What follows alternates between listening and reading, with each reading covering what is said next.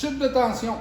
Une chute de tension est le ralentissement du mouvement des électrons dans un point donné d'un circuit électrique fermé. Ça prend toujours un circuit fermé, n'oubliez pas, pour avoir un déplacement d'électrons. Il y a deux types de chute de tension. J'ai une chute de tension normale, une lumière. Fait que si je reviens à mon circuit de tantôt ici, cette lumière-là, elle va avoir une chute de tension. C'est tout à fait normal parce que c'est celle-là qu'on veut allumer. Fait que si je travaille avec du 12 volts, j'ai une batterie de 12 volts, la lumière ici devrait avoir une chute de tension de 12 volts.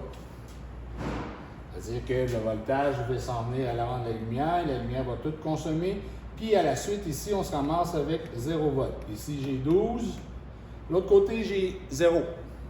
La différence des deux, c'est la consommation de ma lumière.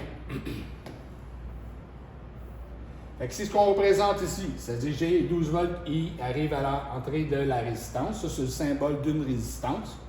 À la suite, j'ai 0. Ça veut dire que la chute de tension est de 12 volts. Exactement.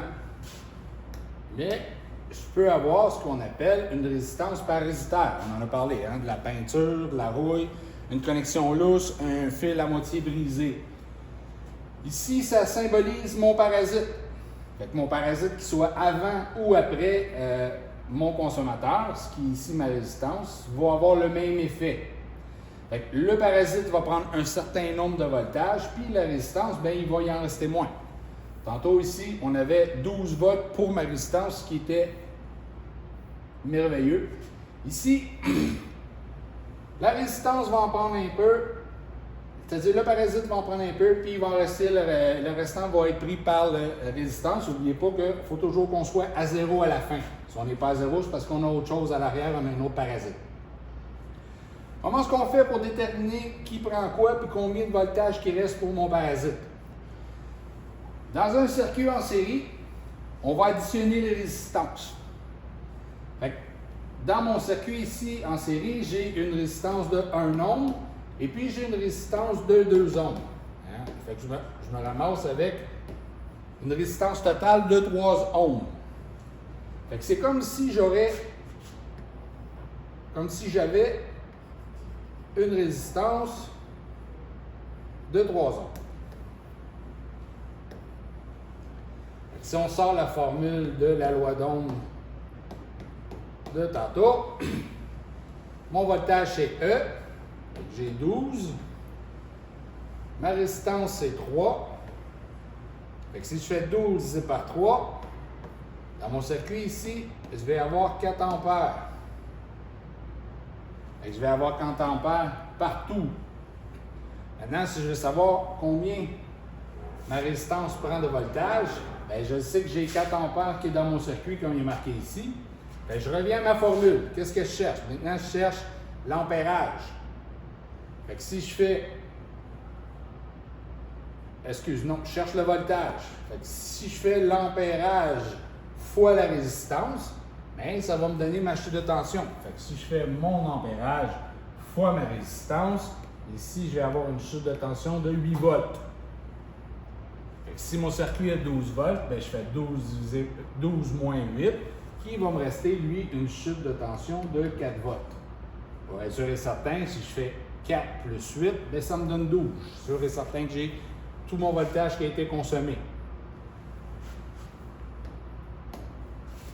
Si on vient ici dans un circuit qui est correct, j'ai 2 ohms totales. Tantôt, j'en avais 3. Fait que 2 ohms totales, ça me fait 6 ampères. Si je fais la même chose que je viens de faire, j'ai besoin de connaître ma chute de tension, qui est E. Si je fais l'ampérage fois la résistance, l'ampérage fois la résistance va me donner ma chute de tension de 12 volts. Si je vais plus loin encore, si je fais 12 fois 6, mettons que je veux la puissance. La puissance, avec l'ampérage fois la chute de tension. Fait que si je fais l'ampérage fois la chute de tension, ici, je vais avoir 72 watts. Si je reviens ici, lui, il y a une chute de tension de 8 volts. On a dit la puissance est égale à l'ampérage fois la chute de tension. Fait que mon ampérage est de 4 ampères fois ma chute de tension qui est de 8. Ça me donne juste 32 watts. Fait que si ma distance serait lumière, ici, elle allumerait beaucoup plus faible. Elle serait beaucoup moins brillante que si j'aurais tout mon voltage. Maintenant, où est-ce que je peux avoir des parasites?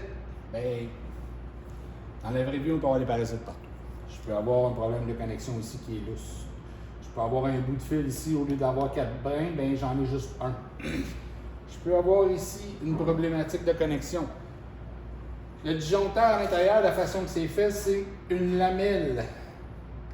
OK, on a une connexion ici, puis on a une connexion ici qui va continuer. Fait que ça, c'est dans une boîte comme ça. La lamelle est connectée, puis quand ça chauffe, c'est-à-dire que s'il y a trop d'ampérage, ça va chauffer, ce qui fait que la lamelle elle va tordre, puis la connexion va débarquer. À chaque fois qu'elle débarque, il se forme une petite arc électrique, ce qui forme des petites brûlures, ce qui forme des parasites. Fait que je peux aussi avoir une problématique dans le disjoncteur. L'interrupteur, c'est la même chose. Les connexions partout, ça peut être en problématique. Le fil peut être cassé un peu partout. Fait quoi est-ce que je peux avoir de chute de tension? Partout.